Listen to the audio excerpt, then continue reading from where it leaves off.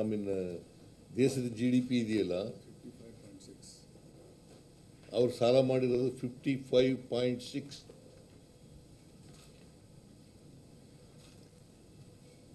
ನಾಚಿಕೆ ಆಗಬೇಕು ಬೇಡ?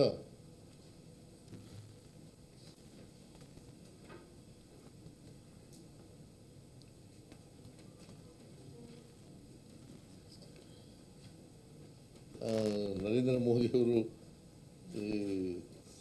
ಅವ್ರು ಬಂದಮೇಲೆ ಸಾಲ ಮಾಡಿರೋದು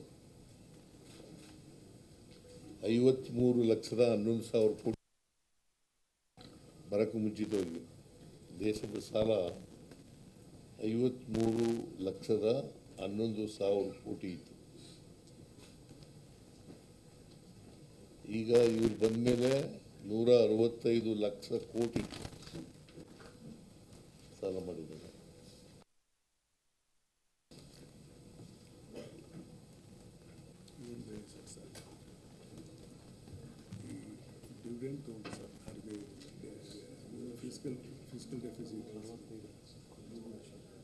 ಇದೆಲ್ಲ ಪಾಪ ಅವ್ರು ಬರೆಯಲ್ಲ, ಅವರು ಎಲ್ಲ ಡಿವಿಡೆಂಡ್ ತಗೊಂಡು 3 ಲಕ್ಷ ಕೋಟಿ ಡಿವಿಡೆಂಡ್ಸ್ ತಗೊಂಡು RBIನಿಂದ ಅದು ತಗೊಂಡು ಇದನ್ನ ಸಾಲ ಫಿಸ್ಕಲ್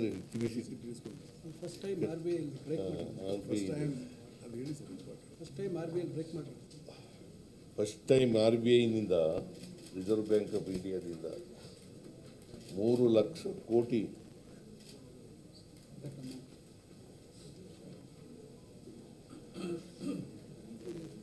ಸೊ ನೀವು ಏನೋ ಬರೀ ನಾನು ಯಾಕೆ ಹೇಳ್ತಾ ಇದ್ದೀನಿ ಇದನ್ನೆಲ್ಲ ಅಂತಂದರೆ, ಅಶೋಕ ಟೀಕೆ ಮಾಡ್ತಿದ್ನಲ್ಲ, ಸಾಲಗಾರ ಆಗ್ಬಿಟ್ಟಿದೆ. ನಾವು ಸಾಲಗಾರರಾಗಿಲ್ಲ, but we are within the framework of the parameters of the fiscal responsibility act passed in 2002.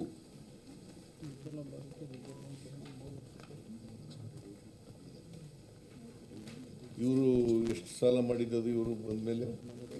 50,000 ಕೋಟಿ ಈಗ ಅಲ್ಲ 8-9ರಿಂದ ಅಲ್ಲ 2018-19ರಿಂದ 22-23ವರೆಗೆ ಸಾಲ ಮಾಡಿದ್ರಲ್ಲಪ್ಪ. ಎಷ್ಟು?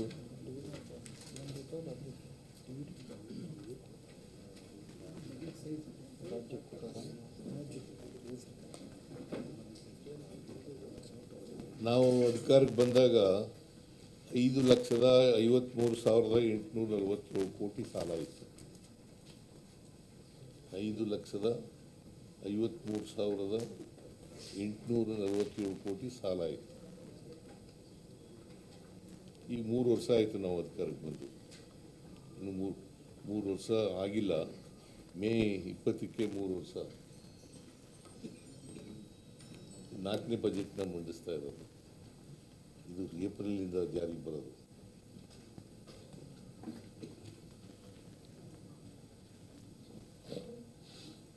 ಇನ್ವೇ ಮಾಡಿದ್ದಾರೆ, ಅವ್ರ ಕಾಲದಲ್ಲೂ ಮಾಡಿದ್ದಾರೆ, ನಮ್ಮ ಕಾಲದಲ್ಲೂ ಮಾಡಿದ್ದೀವಿ. ಕೇಂದ್ರ ಸರ್ಕಾರವೂ ಕೂಡ ಮಾಡಿದೆ ಸಾಲನ. ಫಿಸ್ಕಲ್ ರೆಸ್ಪಾನ್ಸಿಬಿಲಿಟಿ ಆ್ಯಕ್ಟ್ ಮಾಡಿದ್ದಾರೆ. 55.6 25 ಒಳಗಡೆ ಮಾಡಬೇಕಾಗಿತ್ತಲ್ಲ, ಅದು ಮಾಡಿದ್ದಾರೆ. ಅದಾದಮೇಲೆ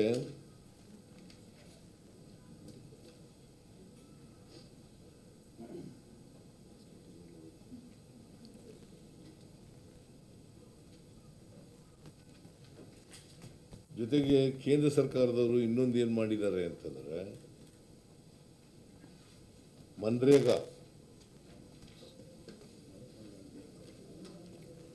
ಮನ್ರೇಗಾ ಅದನ್ನು ಕೂಡ ಬಜೆಟ್ನಲ್ಲಿ ಹೇಳಿದ್ದೀನಿ ನಾನು. ಮಹಾತ್ಮ ಗಾಂಧಿ ಉದ್ಯೋಗ ಖಾತ್ರಿ ಯೋಜನೆ, ಇದು 2004ರಲ್ಲಿ ಆಗ್ತಾ ಇರೋದು.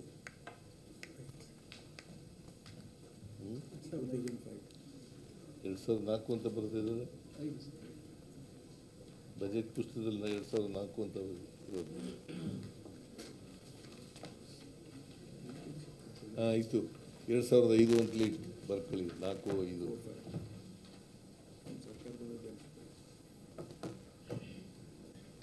ಅಲ್ಲಿಂದ ಇಲ್ಲಿವರೆಗೆ ವೇತನ ಎಲ್ಲನೂ ಅವರೇ ಕೊಡ್ತಿದ್ರು 100% ಕೇಂದ್ರ ಸರ್ಕಾರನೇ. ಸಾಮಗ್ರಿಗಳದ್ದು ಮಾತ್ರ 10% ನಾವು ಕೊಡ್ತಿದ್ದೆವು.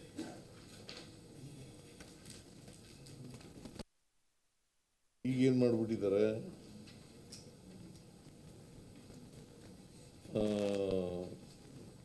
VB ಮಿಷನ್ ಅಂತ ಮಾಡಿ, ಗ್ರಾಮೀಣ ಅಂತ ಮಾಡಿದ್ದಾರೆ. ಎಂಥದ್ದು? Viksit Bharat guarantee for Rozgar, guarantee for Rozgar, Ajeevika mission ಗ್ರಾಮೀಣ.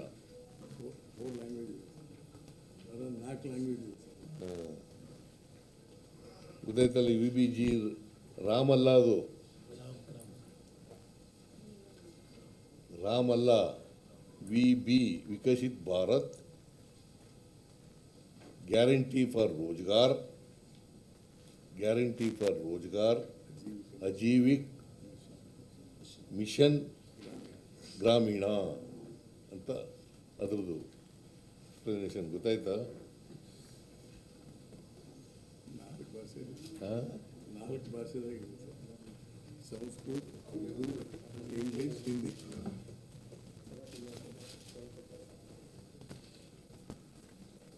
ಅದನ್ನು ಮಾಡಿ ಈಗ ಏನು ಮಾಡಿದ್ದಾರೆ, 60% ಕೇಂದ್ರ ಸರ್ಕಾರ ಕೊಡ್ತದೆ, 40% ರಾಜ್ಯ ಸರ್ಕಾರಗಳು ಕೊಡಲಿ ಅಂತ ಮಾಡಿಬಿಟ್ಟಿದ್ದಾರೆ. ಫ್ರೀಯಾಗಿದ್ದದನ್ನ ಇದು ಮನಮೋಹನ್ ಸಿಂಗ್ರವರು ಪ್ರಧಾನಮಂತ್ರಿಯಾಗಿದ್ದಾಗ ಮಾಡಿದ್ದಂಥ ಕಾನೂನು, ಮನ್ರೇಗಾ ಕಾಯ್ದೆ.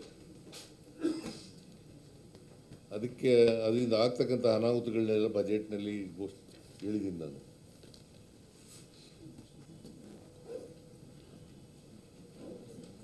ಅದು ನಮ್ಮ ಪಕ್ಷ, ನಮ್ಮ ಸರ್ಕಾರ ಹೋರಾಟ ಮಾಡ್ತದೆ. ನಮ್ಮ ಹೋರಾಟ ಮನ್ರೇಗಾನೇ ಮತ್ತೆ ಪುನರ್ಸ್ಥಾಪನೆ ಮಾಡಬೇಕು ಅಂತಕ್ಕಂಥದ್ದು ನಮ್ಮ ಹೋರಾಟ. ಅದರಿಂದ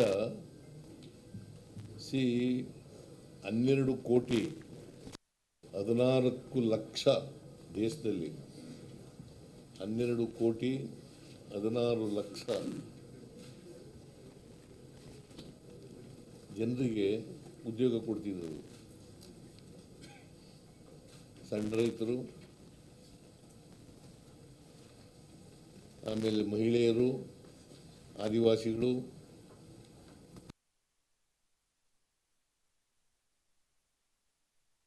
ವರ್ಗ. ಕರ್ನಾಟಕದಲ್ಲಿ ಸುಮಾರು 71 ಲಕ್ಷ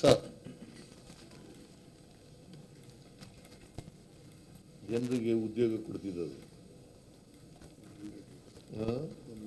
100 ದಿನ, ವರ್ಷದಲ್ಲಿ 100 ದಿನ. into 370 rupees.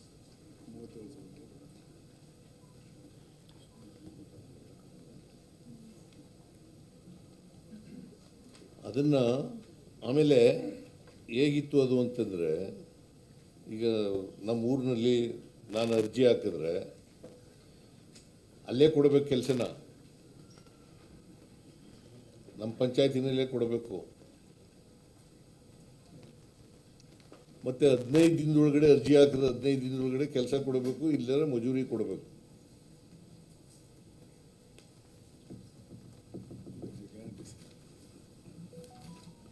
ಇದು ಒಂದು ರೀತಿ ಹಕ್ಕನ್ನ ಕ್ರಿಯೇಟ್ ಮಾಡ್ತಿತ್ತು.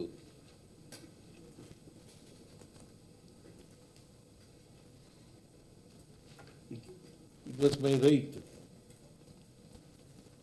ಆ್ಯಸ್ ಸೂನ್ ಆಸ್ ನನಗೆ ಕೆಲಸ ಬೇಕು ಅಂತ ಅರ್ಜಿ ಹಾಕಿದ್ರೆ ನಾನು ಯಾವುದೇ ಪಂಚಾಯತಿಗೆ ಅಲ್ಲಿ ಕೆಲಸ ಕೊಡಬೇಕು. 15 ದಿನದೊಳಗಡೆ ಕೊಡಬೇಕು, ಇಲ್ಲದವರು ವೇತನ ಕೊಡಬೇಕು. ಕೆಲಸ ಗ್ರಾಮ ಸಭೆಯಿಂದ ಸೆಲೆಕ್ಟ್ ಮಾಡ್ತಾರೆ. ಆಮೇಲೆ ಆ ಪಂಚಾಯತಿ ಗ್ರಾಮ ಸಭೆಯಲ್ಲಿ ಇದು it is against 73rd amendment of the Indian constitution.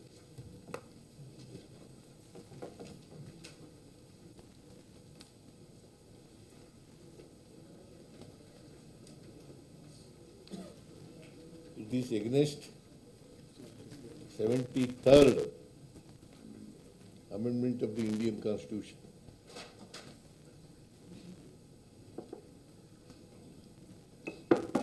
So ಅದಕ್ಕೋಸ್ಕರ ನಾವು ಮಹಿಳೆಯರು ಎಷ್ಟು ಪರ್ಸೆಂಟ್ ಇದ್ರು ಗೊತ್ತಾ? More than 50.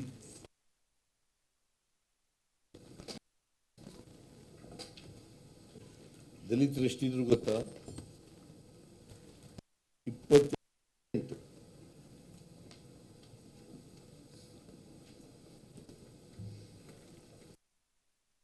ಜಾತಿ 11% ವಿಶಿಷ್ಟ ವರ್ಗ.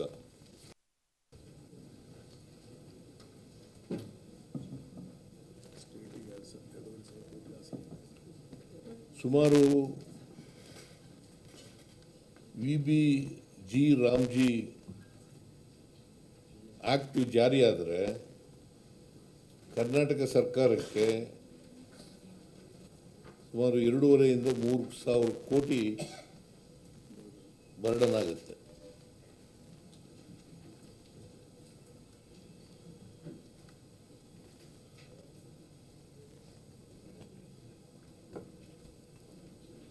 $2.5 ಇಂದ 3,000 ಕೋಟಿ ಬರ್ಡನ್ ಆಗುತ್ತೆ.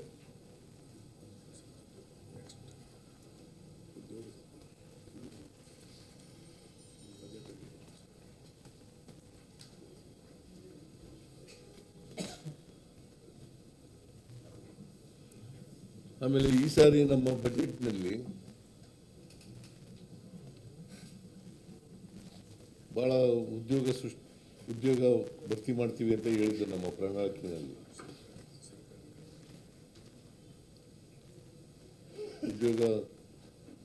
ಖಾಲಿ ಹುದ್ದೆಗಳನ್ನೆಲ್ಲ ಭರ್ತಿ ಮಾಡ್ತೀವಿ ಅಂತ ಹೇಳಿದ್ದು, ಅಂದರೆ ಹಂತ ಹಂತವಾಗಿ ಮಾಡ್ತೀವಿ ಅಂತ ಹೇಳಿದ್ದು.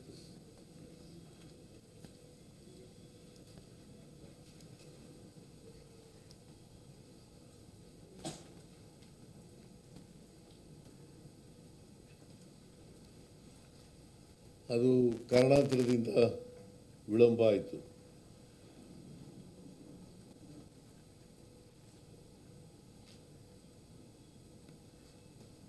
ಅದಕ್ಕೆ ಈ ಸಾರಿ ಬಜೆಟ್ನಲ್ಲಿ ಹೇಳಿದ್ದೀನಿ 56,342,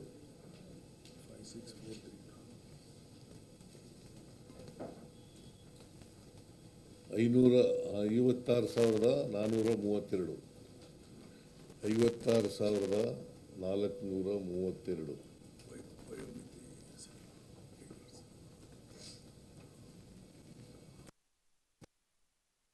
ಈ ವರ್ಷ ಭರ್ತಿ ಮಾಡ್ತೀವಿ ಅಂತ ಹೇಳಿದ್ದೀವಿ.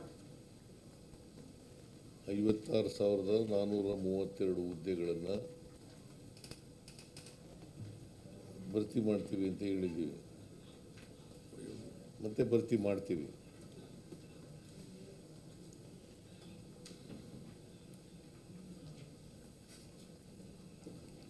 ಅದಕ್ಕೋಸ್ಕರ ವಿಳಂಬ ಆದದ್ರಿಂದ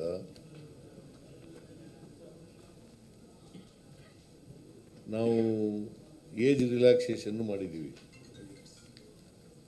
5 ವರ್ಷ.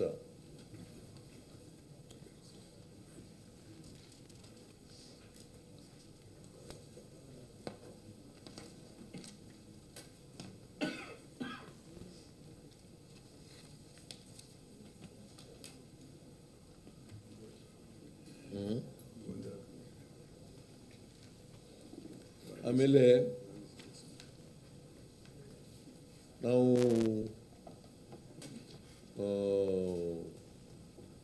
ಅನೇಕ ಆಯೋಗಗಳನ್ನು ರಚನೆ ಮಾಡಿದ್ದೆವು. ಗೋವಿಂದರಾವ್ ರೀಜನಲ್ ಇಂಬ್ಯಾಲೆನ್ಸ್ ಹೋಗಲಾಡಿಸ್ಲಿಕ್ಕೆ ಯಾರು ಹಿಂದೆ ಇದ್ರಲ್ಲ, ನಂಜುಂಡಪ್ಪನವರು ಅವ್ರದ್ದು ವರದಿ ಆದಮೇಲೆ 2002ರಲ್ಲಿ ನಾವು ಕೊಟ್ಟಿದ್ದದು. 2002ರಲ್ಲಿ ಸುಮಾರು 24 ವರ್ಷದ ಮೇಲಾಗಿದೆ. ಅದಕ್ಕೆ ರೀಜನಲ್ ಇಂಬ್ಯಾಲೆನ್ಸು ಕಡಿಮೆ ಆಗಲಿಲ್ಲ ಅನ್ನೋ ಅನುಮಾನದ ಮೇಲೆ ನಾವು ಗೋವಿಂದರಾವು ಆರ್ಥಿಕ ತಜ್ಞರು ಪ್ರೊಫೆಸರ್ ಎಂ ಗೋವಿಂದರಾವ್ ಅವರ ಅಧ್ಯಕ್ಷತೆಯಲ್ಲಿ ಒಂದು ಸಮಿತಿ ಮಾಡಿದ್ದು. ಆ ಸಮಿತಿ ವರದಿ ಕೊಟ್ಟಿದೆ.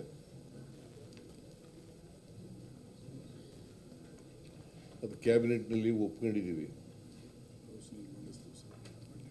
ಮತ್ತೆ ಹೌಸ್ನಲ್ಲೂ ಕೂಡ ಮಂಡಿಸ್ತಾ ಇದ್ದೀವಿ. ಈ ಸದನದಲ್ಲೇ ಮಂಡಿಸ್ತಾ ಇದ್ದೀವಿ.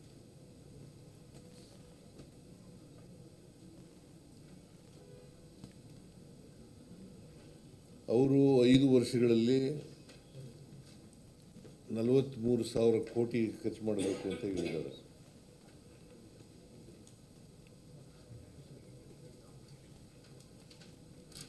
ನಾವು ಆ ಕಮಿಟಿ ಶಿಫಾರಸುಗಳನ್ನು ಒಪ್ಕೊಂಡಿರೋದ್ರಿಂದ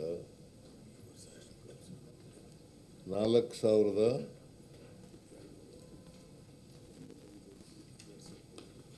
ಈ ವರ್ಷ 4,291 ಕೋಟಿ. ಮೊದಲನೇ ಪ್ರಾರಂಭಿಕವಾಗಿ 4,291 ಕೋಟಿ ರೂಪಾಯಿಗಳನ್ನು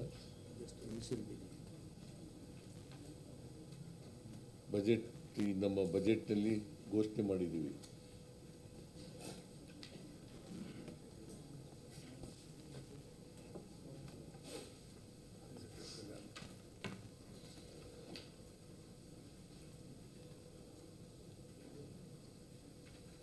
ಆಮೇಲೆ ನಿಮಗೆಲ್ಲ ಗೊತ್ತಿದೆ, ಹೈದರಾಬಾದ್ ಕರ್ನಾಟಕ, ಕಲ್ಯಾಣ ಕರ್ನಾಟಕ ನಾವು ಬಂದ ಮೇಲೆ 3 ವರ್ಷದಲ್ಲಿ ಮೊದಲನೇ ವರ್ಷ 3,000 ಕೋಟಿ,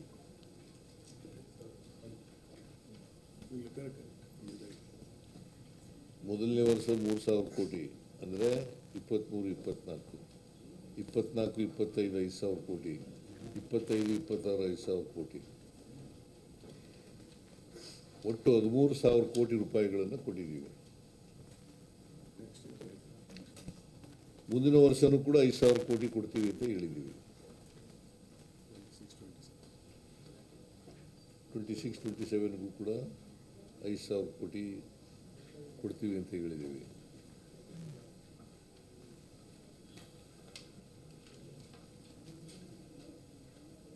so this is regarding Kalyana Karnataka. ಮತ್ತು ನಾವೇ ರಚನೆ ಮಾಡಿದ್ದು ಇದನ್ನು, BJPಯವರು ವಿರೋಧ ಮಾಡಿದರು.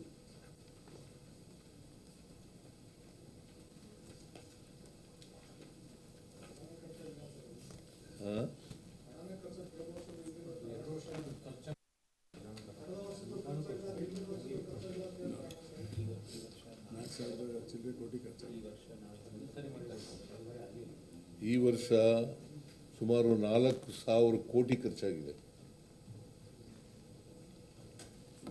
ಈ ವರ್ಷ ಉಳಿದಿರೋದು ಮತ್ತೆ ಮುಂದಿನ ವರ್ಷ ಕೋಟಿ ಅಷ್ಟನ್ನು ಪ್ರಸ್ತುತ ವರ್ಷದಲ್ಲಿ ಖರ್ಚು ಮಾಡ್ತೀವಿ. ಸ್ವಲ್ಪ ರಾಜ್ಯಪಾಲರು ಅಪ್ರೂವ್ ಆಗೋದು ವಿಳಂಬ ಆಯಿತು. ಸೊ ಹಾಗಾಗಿ 5,000 ಕೋಟಿ ಖರ್ಚು ಮಾಡೋಕ್ಕಾಗಲಿಲ್ಲ. ವರ್ಷ 5,000 ಕೋಟಿ ಖರ್ಚು ಮಾಡ್ತೀವಿ.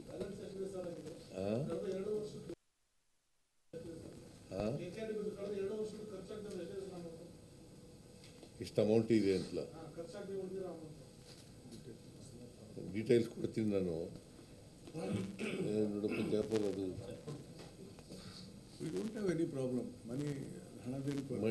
ಮನಿ ಈಸ್ ದೇರ್ ವಿತ್ ನಾವು 5,000 ಕೋಟಿ ಕೊಟ್ಬಿಡ್ತೀವಿ. ಅವ್ರು ಖರ್ಚು ಮಾಡ್ಬೇಕು. ಈಗ 4,000 ಕೋಟಿ ಈ ವರ್ಷ ಖರ್ಚು ಮಾಡಿದ್ದಾರೆ, ಇನ್ನೂ 1,000 ಕೋಟಿ ಖರ್ಚು ಮಾಡಬೇಕು. First year 23-24, governor has given approval December. Last year, ಬೇಡೋದಿಲ್ಲ ಏನಿಲ್ಲ ಅವ್ರಿಗೆ.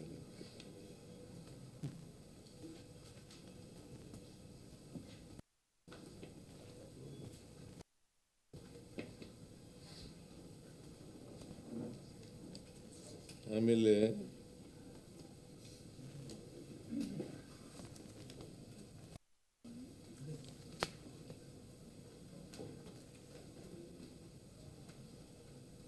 ನಾನು ಭಾಳಷ್ಟು ಅಭಿವೃದ್ಧಿ ಕಾರ್ಯಕ್ರಮಗಳಿಗೆಲ್ಲ ಹೇಳಿದ್ದೀನಿ.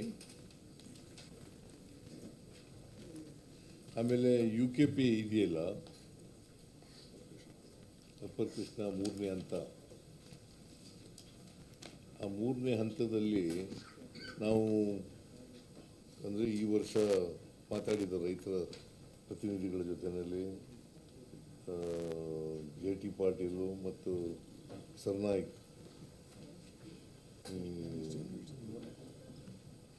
ಬಾಗಲಕೋಟೆ ಅಧ್ಯಕ್ಷರ ಹೆಸರೇನು? ಅಲ್ಲ, ನಂಜಯ್ಯನ್ ಮಠ್.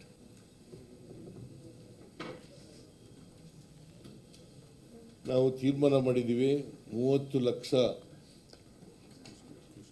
ಕೃಷಿ ಜಮೀನಿಗೆ, 40 ಲಕ್ಷ ನೀರಾವರಿ ಜಮೀನಿಗೆ ಅಂತ ತೀರ್ಮಾನ ಮಾಡಿದ್ದೀವಿ. ಯಾಕಂತಂದರೆ ನಾವು UKP ಡ್ಯಾಮನ್ನು ಎತ್ತರಿಸಿದಾಗ 519.6 519.6 ಚದರ ಮೀಟರ್ನಿಂದ 524.256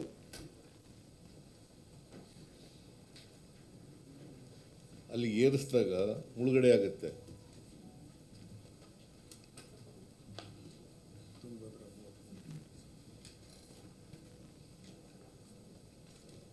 ಆ ಮುಳುಗಡೆ ಆಗುತ್ತಲ್ಲ, ಆ ಜಮೀನುಗಳಿಗೆಲ್ಲ ಈಗ ಸುಮಾರು 1 ಲಕ್ಷ ಚಿಲ್ಲರೆ ಕೋಟಿ ಅಲ್ಲ, 1 ಲಕ್ಷ ಎಕರೆ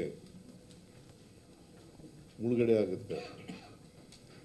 ಅದರಲ್ಲಿ ಈಗಾಗಲೇ ಕೆಲವು ಜಮೀನುಗಳನ್ನ ತಗೊಂಡಿದ್ದಾರೆ, ಅವಾರ್ಡ್ ಮೂಲಕ ಅಕ್ವಿಷನ್ ಆಗಿದೆ.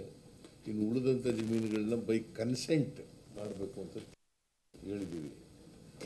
ಈ ವರ್ಷದಿಂದ ಪ್ರಾರಂಭ ಮಾಡ್ತೀವಿ, ಅಂದರೆ ಮುಂದಿನ ವರ್ಷದಿಂದ ಏಪ್ರಿಲ್ 1ರಿಂದ.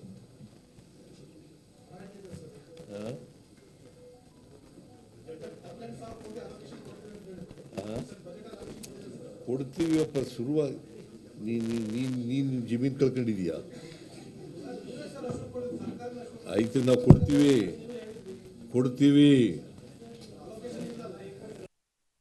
ಕಂಡಿದ್ದೀವಿ.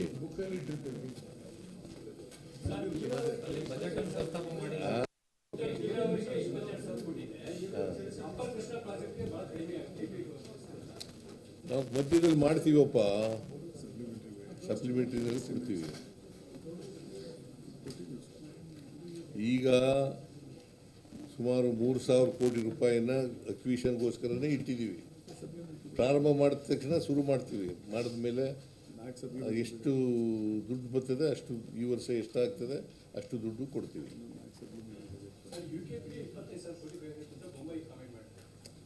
ಬೊಮ್ಮಾಯಿ ಹೇಳ್ದದಕ್ಕೆಲ್ಲ ಈಗ ಅಕ್ವಿಷನ್ ಆಗಬೇಕಲ್ವೇನ್ರಿ? ಕನ್ಸೆಂಟು 10,000 ಕೋಟಿ ಆಗುತ್ತಾ, 15,000 ಕೋಟಿ ಆಗುತ್ತಾ, 20,000 ಕೋಟಿ ಆಗುತ್ತಾ ನೋಡಬೇಕಲ್ಲ. ಈಗ 4 ವರ್ಷದಲ್ಲಿ ಮಾಡ್ತೀವಿ ನಾವು ಅಂತ ಹೇಳಿದ್ವಿ, ಒಂದೇ ಸಾರಿ ಮಾಡ್ತೀವಿ ಅಂತ ಹೇಳಿಲ್ಲ.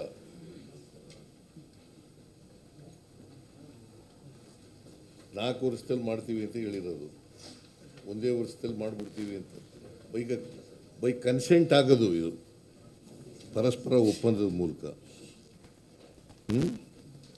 ಈಗ ಅವ್ರು ಬರಬೇಕಲ್ಲ ನಮ್ಮ ಹತ್ರ, ನಾವು ಜಮೀನು ಕೊಡ್ತೀವಪ್ಪ 30,000 ಕುಷ್ಕಿ ಜಮೀನಿಗೆ, 30 ಲಕ್ಷ ಕುಷ್ಕಿ ಜಮೀನಿಗೆ, ನೀರಾವರಿ ಜಮೀನಿಗೆ 40 ಲಕ್ಷ ಒಪ್ಕೋತೀವಿ, ಕೊಡ್ತೀವಿ ಅಂತ ಮುಂದೆ ಬಂದಾಗ ಕೊಡ್ತೀವಿ. ಸಪ್ಲಿಮೆಂಟ್ರಿ ಬಜೆಟ್ ಮಂಡಿಸ್ತೀವಲ್ಲ, ಜುಲೈಗೊಂದು ಮಂಡಿಸ್ತೀವಿ, ಆಮೇಲೆ ಡಿಸೆಂಬರ್ಗೊಂದು ಮಂಡಿಸ್ತೀವಿ, ಆಮೇಲೆ ಮಾರ್ಚ್ಗೊಂದು ಮಂಡಿಸ್ತೀವಿ.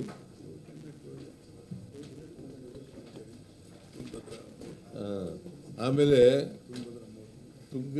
ತುಂಗಭದ್ರಾ ಜಲಾಶಯ ಇದೆಯಲ್ಲ, ಅದರಲ್ಲಿ 33 ಗೇಟ್ಗಳು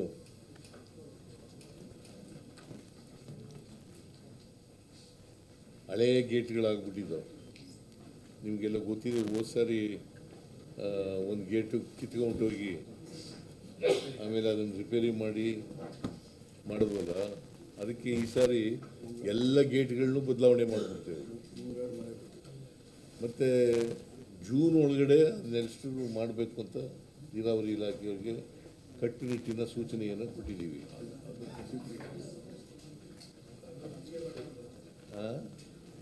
ಅಲ್ಲ, ಅದು ಎಷ್ಟು ಪರ್ಸೆಂಟ್ ಇದೆ? 65, 35 ಇದೆ. ಕರ್ನಾಟಕ 35 ಆಂಧ್ರ, ತೆಲಂಗಾಣ,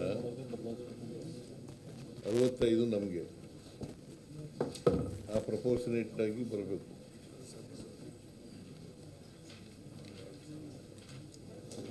ಆಮೇಲೆ ಮಾದಾಯಿ ಯೋಜನೆ ಪ್ರಸ್ತಾಪ ಮಾಡಿದ್ದೀವಿ.